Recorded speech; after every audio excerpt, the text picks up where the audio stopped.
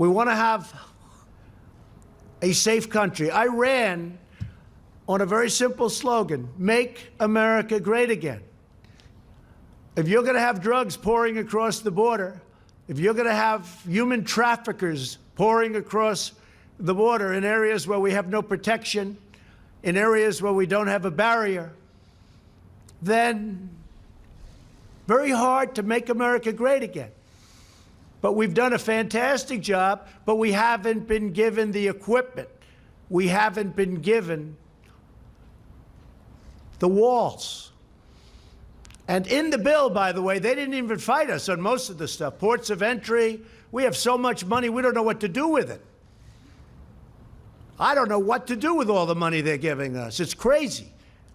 The only place they don't want to give us much money, $1,375 million.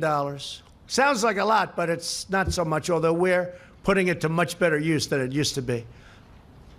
A lot of the past administrations, it was easy to get, they didn't build, or they didn't do what they could have done. It would have been great. It would have been great to have done it earlier, but I was a little new to the job, a little new to the profession.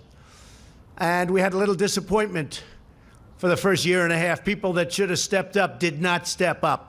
They didn't step up, and they should have. It would have been easy. Not that easy, but it would have been a lot easier. But some people didn't step up. But we're stepping up now. So we have a chance of getting close to $8 billion. Whether it's $8 billion or $2 billion or $1.5 billion, it's going to build a lot of wall. We're getting it done. We're right now in construction with wall in some of the most important areas. And we have renovated a tremendous amount of wall, making it just as good as new. That's where a lot of the money has been spent on renovation. In fact, we were restricted to renovating, which is okay. But we're going to run out of areas that we can renovate pretty soon. And we need new wall. So I want to thank everybody for being here. I want to thank in particular the angel moms and dads for being here. Thank you very much. We have great respect for you. The real country, our real country, the people that really love our country, they love you. So I just want you to know that. I know how hard you fight, and I know how hard a fight you're having. I also want to thank all of the law enforcement for the job you do. Believe me, our country loves you, and they respect you greatly. And we're giving you a lot of surplus. We're giving you surplus military equipment, which a lot of people didn't like giving previous to this administration. But hundreds of millions of dollars of surplus equipment. And as we get it, as you know, we send it down, and you have much better protection. But I really appreciate you being here. So the order is signed, and I'll sign the final papers as soon as I get into the Oval Office, and we will have a national emergency, and we will then be sued, and they will sue us in the Ninth Circuit, even though it shouldn't be there. And we will possibly get a bad ruling, and then we'll get another bad ruling, and then we'll end up in the Supreme Court, and hopefully we'll get a fair shake, and we'll win in the Supreme Court. Just like the ban, they sued us in the Ninth Circuit, and we lost, and then we lost in the appellate division, and then we went to the Supreme Court, and we won. And it was very interesting, because yesterday they were talking about the ban, because we have a ban. It's very helpful. Madam Secretary, is that right? Without the ban, we'd have a bigger problem. We have a ban on certain areas, certain countries, depending on what's going on in the world. And we won, but somebody said, President Trump lost on the ban. Well, he was right. I lost at the lower court. He didn't say that we ultimately won at the United States Supreme Court. They didn't want to say that. They didn't want to go that far. They were saying how I lost. The person sitting right up here, Donald Trump lost on the ban. Yeah, I did. And then I lost a second time. You should have said that too. And then it went to the Supreme Court and I won. Didn't want to take it that far. But we won on the ban, and we won on other things too. The probably easiest one to win is on declaring a national emergency, because we're declaring it for virtual invasion purposes, drugs, traffickers, and gangs. And one of the things, just to finish, we have removed thousands of MS-13 gang monsters. Thousands. They're out of this country. We take them out by the thousands, and they are monsters. Okay. Do you have any questions? Yeah. John, go ahead. Yes. You were prepared. Mr. President, a lot of the money... Were you saying I was prepared? What, with the microphone and prepared for I thought you questions? meant I was prepared. I couldn't believe you said that. People don't like saying that. You were prepared for questions. I am prepared. I'm always prepared. A lot of the money that goes to count toward your $8 billion is money that's being reprogrammed in the DOD budget. How can you guarantee to military families and to our men and women of the military that none of the money that would be reprogrammed to a wall will take away from other technology, other renovations, construction that is desperately needed in our military? So, John, we had certain funds that are being used at the discretion of generals, at the discretion of the military. Some of them haven't been allocated yet, and some of the generals think that this is more important. I was speaking to a couple of them. They think this is far more important than what they were going to use it for. I said, what were you going to use it for? And I won't go into details, but didn't sound too important to me. Plus, if you think, I've gotten $700 billion for the military in year one, and then last year $716 billion, and we're rebuilding our military. But we have a lot, and under the previous administration, our military was depleted, badly depleted, and they weren't spending. I mean, they had a much smaller amount of money. So when I got $700 billion and then $716 billion, and this year it's going to be pretty big too, because there's few things more important than our military. You know, I'm a big deficit believer in all of that, but before we really start focusing on certain things, we have to build up our military. It was very badly depleted. And we're buying all new jet fighters, all new missiles, all new defensive equipment. We'll soon have a military like we've never had before. But when you think about the kind of numbers you're talking about, so you have $700 billion, $716 billion, when I need $2 billion, $3 billion out of that for a wall, which is a very important instrument, very important for the military because of the drugs that pour in.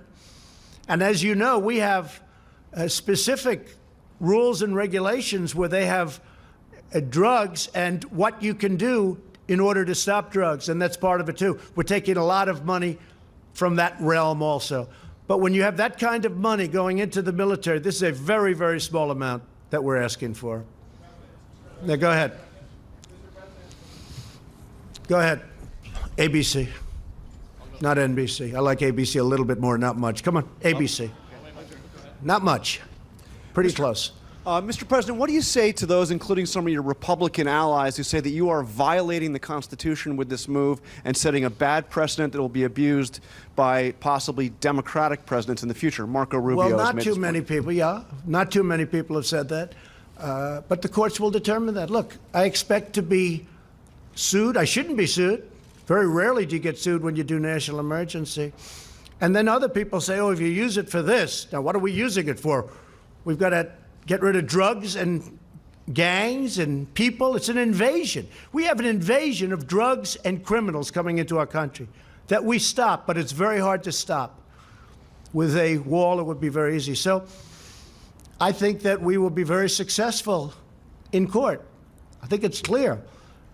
And the people that say we create precedent, well, what do you have, 56 or a lot of times? Well, that's creating precedent. And many of those are far less important than having a border. You don't have a border, you don't have a country. You know, we fight, before I got here, we fight all over the world to create borders for countries. But we don't create a border for our own country. So I think what will happen is, sadly, we'll be sued, and sadly, it'll go through a process, and happily we'll win, I think. Go ahead. Let's go. Let's hear it, NBC. Thank you, Mr. President. I just want to say, when in the past, when President Obama tried to use executive action as it related to immigration, you said the whole concept of executive order, it's not the way the country's supposed to be run. You said you're supposed to go through Congress and make a deal. will you concede that you were unable to make the deal that you had promised in the past, and that the deal you're ending up with now from Congress is less than what you could have had before a 35-day shutdown? I went through Congress. I made a deal. I got almost $1.4 billion when I wasn't supposed to get $1. Not $1. He's not going to get $1. Well, I got $1.4 billion, but I'm not happy with it. I also got billions and billions of dollars for other things. Port of entries, lots of different things. The purchase of drug equipment, more than we were even requesting. In fact, the primary fight was on the wall. Everything else, we have so much, as I said, I don't know what to do with it. We have so much money. But on the wall, they skimped. So I was successful in that sense, but I want to do it faster. I could do the wall over a longer period of time. I didn't need to do this, but I'd rather do it much faster. And I don't have to do it for the election. I've already done a lot of wall for the election, 2020. And the only reason we're up here talking about this is because of the election. Because they want to try and win an election, which it looks like they're not going to be able to do. And this is one of the ways they think they can possibly win, is by obstruction and a lot of other nonsense. And I think that I just want to get it done faster. That's all. Okay. Yes, ma'am. Go ahead. Thank you, Mr. President. Thank Roberta you. Rampton from Reuters. I wanted to ask about China. Do you feel that enough progress has been made in the talks to head off the increase in tariffs scheduled for March 1? Well, you know, you're talking to the wrong person, because I happen to like tariffs, okay? I mean, we're taking in billions and billions of dollars in tariffs from China. And our steel industry now, as an example, we tax dumped steel. Much of it comes from China at 25%. Our steel industry is so vibrant now again. They're building plants all over the United States. It's a beautiful thing. And from a defensive standpoint, and from any standpoint, you need steel. You know, you can do without certain industries. Our country cannot do without steel. So I love tariffs, but I also love them to negotiate. And right now, China is paying us billions of dollars a year in tariffs. And I haven't even started. Now, here's the thing. If we make a deal, they won't have to pay. You know, it'll be a whole different story. They won't be paying that, but we'll have a fair deal. There won't be intellectual property theft. There won't be so many other things that have gone on. And no other president has done this. No other president. We didn't have a deal with China. You had the WTO, one of the worst trade deals ever made, probably even worse than NAFTA, if that's believable, which is, you know, hard to believe, because I think NAFTA was just a disaster. It was a total disaster for our country.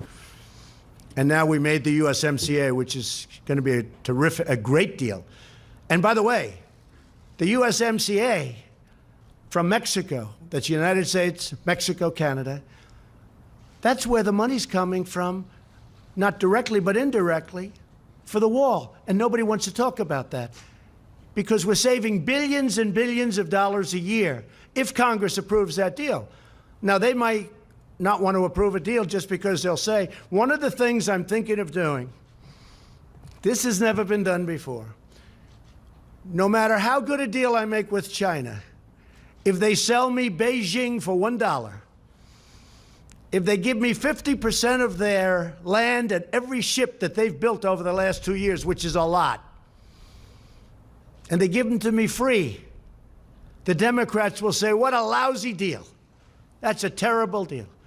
Like ZTE, I got more than $1 billion penalty in a short period of time. And the Democrats said, oh, should have gotten more. When I made that deal, I said, this is incredible. I got over $1 billion penalty, plus they had to change their board of directors. They had to change their top management. But they had to pay over $1 billion. I said, what a deal. It took like a week. And the Democrats didn't even know there was a problem with ZTE. I'm the one that fined him. I'm the one that settled it. Over $1 billion. And President Xi called me, and he said it would be important to him if they could get a deal. And we made a deal, paid like in a short period of time. The Democrats went out and said, oh, they should have done better. So what I'm thinking of doing is getting Chuck Schumer, getting Nancy Pelosi, having them bring 2 or 3 of their brilliant representatives, and we'll all go down together, and what we'll do is we'll negotiate. I'll put them in the room and let them speak up. Because any deal I make with China, if it's it's going to be better than any deal that anybody ever dreamt possible. Or I'm not going to have a deal. It's very simple. But any deal I make with China, Schumer's going to stand up and say, oh, it should have been better. It should have been better. And you know what? That's not acceptable to me.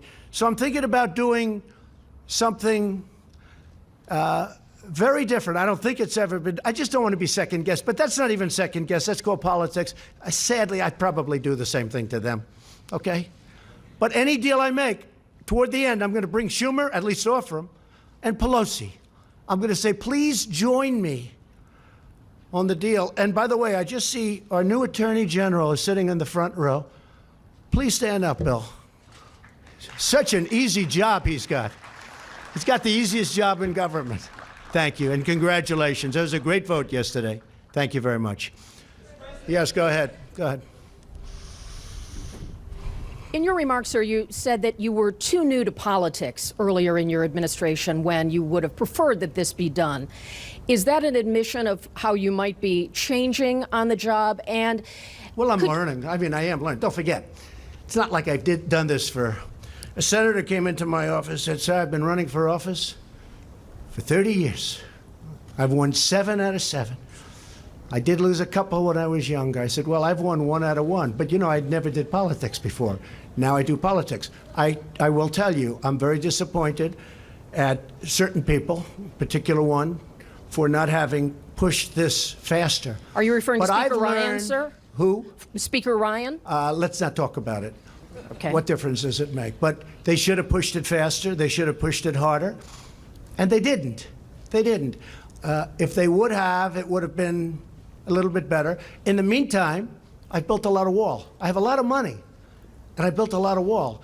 But it would have been nice to have gotten done. And I would like to see major immigration reform. And maybe that's something we can all work on, Bill, where we all get together and do major immigration reform, not just for a wall, for a barrier, for port of entry, for other things. We have a real problem. We have catch and release. You catch a criminal, and you have to release him. We have so many other things. You have chain migration, where a bad person comes in, brings 22 or 23 or 35 of his family members because he has his mother, his grandmother, his sister, his cousin, his uncle. They're all in. You know what happened on the West Side Highway? That young wise guy drove over and killed 8 people and horribly injured. Nobody talks about that. Horribly, like loss of legs and arms. Going 60 miles an hour, he made a right turn into a park on the West Side Highway along the Hudson River in New York. He had many people brought in because he was in the United States. It's called chain migration. And then you have the lottery. It's a horror show. Because when countries put people into the lottery, they're not putting you in. They're putting some very bad people in the lottery. It's common sense. If I ran a country, and if I have a lottery system of people going to the United States, I'm not going to put in my stars. I'm going to put in people I don't want. The lottery system's a disaster. I'm stuck with it. Mr. President, could you tell us? It should have never happened. Okay. Mr. President, could you tell us to what degree some of the outside conservative voices helped to shape your views on this national emergency? I would talk about it. Look, Sean Hannity has been a terrific supporter of what I do, not of me. If I changed my views, he wouldn't be with me. Rush Limbaugh, I think he's a great guy. He's a guy who can speak for 3 hours without a phone call. Try doing that sometime. For 3 hours he speaks. He's got one of the biggest audiences in the history of the world. I mean, this guy is unbelievable. Try speaking for 3 hours without taking calls. Taking calls is easy. Okay, I'll answer this one, I'll answer that one. He goes for 3 hours, and he's got an audience that's fantastic. Wait, they don't decide policy. In fact, if I went opposite, I mean, they have somebody, Ann Coulter. I don't know her. I hardly know her. I haven't spoken to her in way over a year. But the press loves saying Ann Coulter. Probably if I did speak to her, she'd be very nice. I just don't have the time to speak to her. I would speak to her. I have nothing against her. In fact, I like her for one reason. when they asked her, like right at the beginning, who's going to win the election? She said, Donald Trump. And the two people that asked her that question smiled. They said, you're kidding, aren't you? Nope, Donald Trump. So I like her. But she's off the reservation, but anybody that knows her understands that. But I haven't spoken to her. I don't follow her. I don't talk to her. But the press loves to bring up the name Ann Coulter. And you know what? I think she's fine. I think she's good, but I just don't speak to her. Laura's been great, Laura Ingraham. Tucker Carlson's been great. I actually have a couple of people on CNN that have been very good. I have some on MSNBC the other day. They did a great report of me. I say, where the hell did that come from? I think it was the only one in over a year. So the crazy thing is, I just had, as you know, Rasmussen 52% in the polls. This is my highest poll number. And people get what we're doing. They get it. They really get it. And I'm honored by it. Yes, Jim Acosta. Thank you, Mr. President. I wonder if you could comment on this disconnect that we seem to have in this country, where you are presenting information about what's happening at the border, calling it an invasion, talking about women with duct tape over their mouths and so on, and yet there's a lot of reporting out there, there's a lot of crime data out there, there's a lot of Department of Homeland Security data out there that shows border crossings at a near record low. That's That because of us, shows but it's still- undocumented immigrants excuse me, committing it's still crime at massive lower numbers of levels. crossings. That shows undocumented criminals or undocumented immigrants committing crime at lower levels than native-born Americans. What do you say to you don't really believe that stat? What- do you really believe that what do you? stat? Well, let me Take a ask look you at this. our federal prisons. I believe in facts and statistics Okay, and data. any more but quick? Let's go. Let me just ask you this: what do you say to your critics who say that you are creating a national emergency, that you're concocting a national emergency here in order to get your wall because you couldn't get it through other ways? Moms, what do you think? Do you think I'm creating something? Ask these incredible women who lost their daughters and their sons. Okay? Because your question is a very political question, because you have an agenda. You're CNN, you're fake news. You have an agenda. The numbers that you gave are wrong. Take a look at our federal prison population. See how many of them, percentage-wise, are illegal aliens. Just see. Go ahead and see. It's a fake question. Yes, go ahead. Can I ask a follow-up? Thank you, Mr. President. Just to follow up on that, unifying crime reporting statistics, numbers from your own Border Patrol, numbers from this government show that the amount of illegal immigrants are down. There is not violence on the border, and that There's most not violence on the there's border? not as much violence Oh, really? as. Let me, You had wait a minute, 26 people Let me finish the killed. question, please. Let me finish the question. 2 weeks please. ago, 26 people were killed in I a understand gunfight what on the you're border. I understand what you're a saying. mile away from where I went. I was there. I understand. That's not the question. The question is. Do we forget about that? No, I'm not forgetting about it. I'm asking you to clarify where you get your numbers, because most of the DEA crimes reporting statistics that we see show that drugs are coming across at the ports of entry, that illegal immigration is down, and the violence is down. Okay. So what do you base Okay, your let facts me, on? come on, let's go. And secondly- no, you get one. You get well, one. well, the Ready? second Just sit question down. is- Wait, sit down. Sit down. Could you please sit answer it? down. You get one question. I get please. my numbers from a lot of sources, like Homeland Security, primarily. And the numbers that I have from Homeland Security are a disaster. And you know what else is a disaster? The numbers that come out of Homeland Security, Kirsten, for the cost that we spend and the money that we lose because of illegal immigration. Billions and billions of dollars a month. Billions and billions of dollars. And it's unnecessary. So your own government stats are wrong, are you saying? No, I use many stats. Could you I use share those many stats with us? Let me tell you, you have stats that are far worse than the ones that I use. But I use many stats, but I also use Homeland Security. All right, next And question. do you, wait a minute, just a quick No, follow-up, no. Mr. Go, please. Thank you, Mr. President. I just want to bring you back to China for a second. The White House put out a statement today talking about the March 1st deadline. The other day, though, you gave the possibility that maybe this could slide. Are you eyeing a possible extension, 30 days, maybe 60 days? Where does the status there? Very Or good is question. March 1st So it's a the very deadline? big deal. I guess you could say it's like, must be the biggest deal ever made if you think. Trade with China, how big does that get?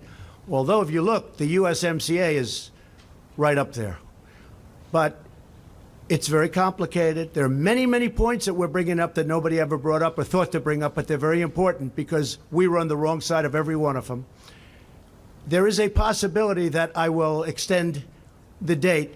And if I do that, if I see that we're close to a deal or the deal is going in the right direction, I would do that at the same tariffs that we're charging now. I would not increase the tariffs. Let me also ask you about the debt, sir, because it's gone from a shade under 20 trillion from when you took office. Now it's a shade over 22 trillion and heading in the wrong direction. What are your plans to reverse it? Well, it's all about growth.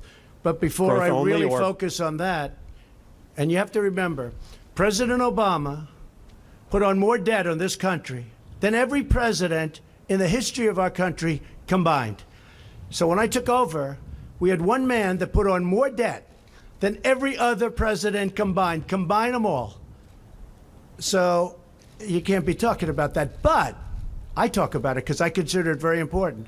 But first I have to straighten out the military. The military was depleted. And if we don't have a strong military, that hopefully we won't have to use because it's strong, if we don't have a strong military, you don't have to worry about debt. You have bigger problems. So I had to straighten out the military. That's why I did the 700 and 716 billion. But growth will straighten it out. You saw last month the trade deficit went way down. Everybody said, what happened? Well, what's happening is growth. But before I can focus too much on that, a very big expense is military. And we have no choice but to straighten out our Is military. growth the only answer, sir, or is entitlement? Yes, ma'am. Go important? ahead. Thank you, Mr. President. On North Korea, back on the last summit, you guys came out with a pretty general agreement. Yes. I was wondering what you thought has, been accomplished since the last summit, and then A lot. are we going to be seeing anything lot's been concrete on accomplished. Okay. denuclearization? Yeah, a lot's been accomplished. We're dealing with them. We're talking to them. When I came into office, I met right there in the Oval Office with President Obama. And I sat in those beautiful chairs, and we talked. It was supposed to be 15 minutes. As you know, it ended up being many times longer than that. And I said, what's the biggest problem? He said, by far, North Korea.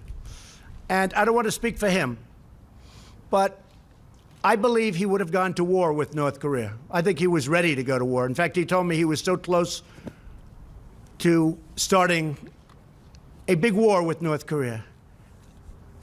Now, where are we now? No missiles, no rockets, no nuclear testing. We've learned a lot. But much more importantly than all of it, much more important than that, is we have a great relationship. I have a very good relationship with Kim Jong-un. And I've done a job. In fact, I think I can say this. Prime Minister Abe of Japan gave me the most beautiful copy of a letter that he sent to the people who give out a thing called the Nobel Prize. He said, I have nominated you, or respectfully on behalf of Japan, I am asking them to give you the Nobel Peace Prize.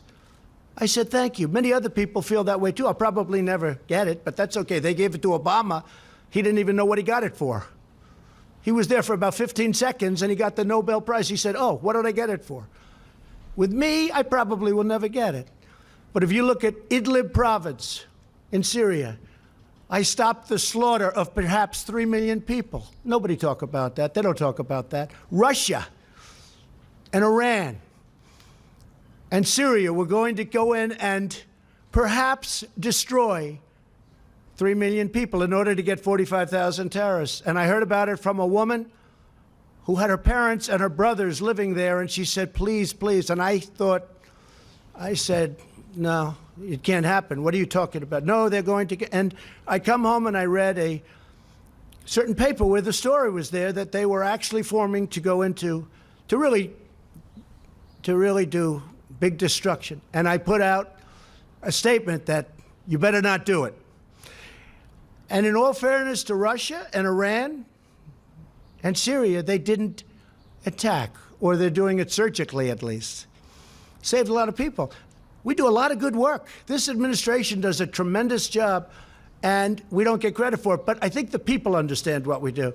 So Prime Minister Abe gave me, it's the most beautiful 5-page letter Nobel Prize. He sent it to them. You know why? Because he had rocket ships and he had missiles flying over Japan. And they had alarms going off. You know that. Now all of a sudden they feel good. They feel safe. I did that. And it was a very tough dialogue at the beginning. Fire and fury, total annihilation. My button is bigger than yours and my button works. Remember that? You don't remember that. And people said, Trump is crazy. And you know what it ended up being? A very good relationship. I like him a lot and he likes me a lot. Nobody else would have done that. The Obama administration couldn't have done it. Number one, they probably wouldn't have done it. And number two, they didn't have the capability to do it. So I just want to thank everybody. I want to wish our new Attorney General great luck and speed and enjoy your life. Bill, good luck. A tremendous reputation. I know you'll do a great job. Thank you very much. And thank you, everybody. Thank you very much. Thank you.